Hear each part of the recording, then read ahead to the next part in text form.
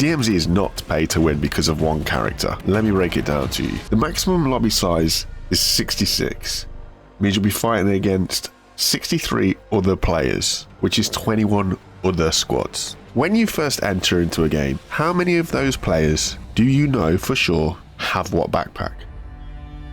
You don't. So here's the thing. If I drop into a game right now, if I drop in with Valerie, I'm going to have a medium backpack. If I drop in with Rose, I'm going to have a large backpack. Why are you worried that one character skin comes with a free medium backpack? By the time you encounter another player in DMZ, is the first question in your mind, what backpack did he start the game with? I sincerely doubt it is. If it is your first question, you need to have a little look at yourself. Having a character that comes with a medium backpack as standard does not equal pay to win. What is there to win in DMZ?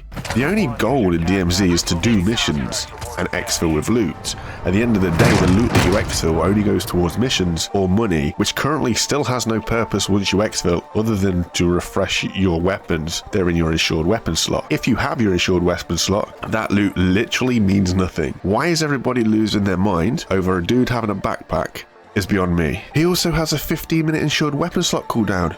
Okay, so what does that mean? That means if he goes into a game and he loses weapon, he will have to play at least one more game before he gets his weapon back. A game is about 25 minutes, most players will potentially last 15 minutes. If I pick a player and I go into a game and I die and I lose my weapon, I have to wait an hour. It's 3 games. It's really nothing because as I'm extracting, I'm also going to be extracting with loot, so that time is going to go down. People are looking at it like it's absolutely game breaking and it's going to blow the world apart. Well, let's just have a look at my contraband stash, shall we? Look at my contraband stash. It's full of ISO hemlocks, weapons that people claim are meta, and it's full of that because I've stole that off of other players. I rarely need to go into my insured weapon slots because I just take guns off of other players because nobody branches outside of what they claim to be a meta weapon. The fact that one guy has a backpack with a weapon slot and 2 extra loot slots isn't pay to win. People who think that this is a pay to win in DMZ are kind of stupid. Honestly, sit and think about it. You go into DMZ, you go in completely bare bones, you have no backpack, you have no plates, you have nothing, you just go in, fresh operator. You're running around, you're looking for stuff, oh, I found a backpack. Say you don't find a backpack, you end up finding another team, and you and your team are fighting out. Is your mind really going, well, I'm going to lose this fight because he's got a skin that had a better backpack? It's really not. The fact that we can now upgrade our contraband weapons in-game for $3,000 each attachment,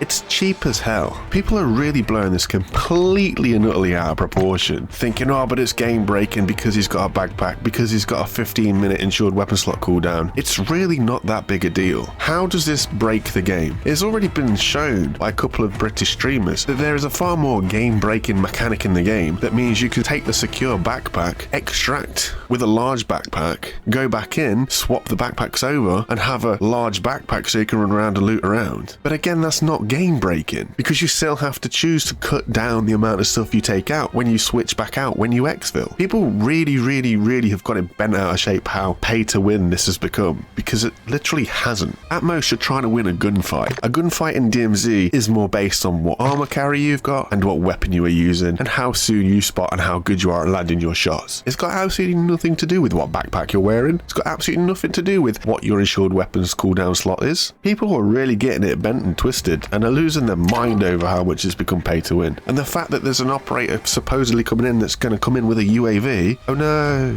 How many UAVs go up as it is? There'll start to be more and more go up. There's UAV towers, there's radios, you can buy UAVs, you can find UAVs. An operator filling in with a UAV is literally no different to one of the other 63 players in the map having a kill streak and filling in with it. You do not know which operators on that map have what kill streaks. You do not know which operators on that map fill in with which backpacks. And yet, because there is a new operator that does have a medium backpack, people have lost their absolute mind. So here's the thing for you. Let's say somebody drops in with our new fella over here in his medium backpack, and I drop in with Rose over here with my large backpack. Was that pay to win? Because I'm taking a large backpack in. Well, he's only got a medium. Let's just think about this a little bit, shall we? And let's not overreact and feel that the game is pay to win because of simple things that literally anybody can pick up along the gameplay. And by the way, what are you trying to win in DMZ?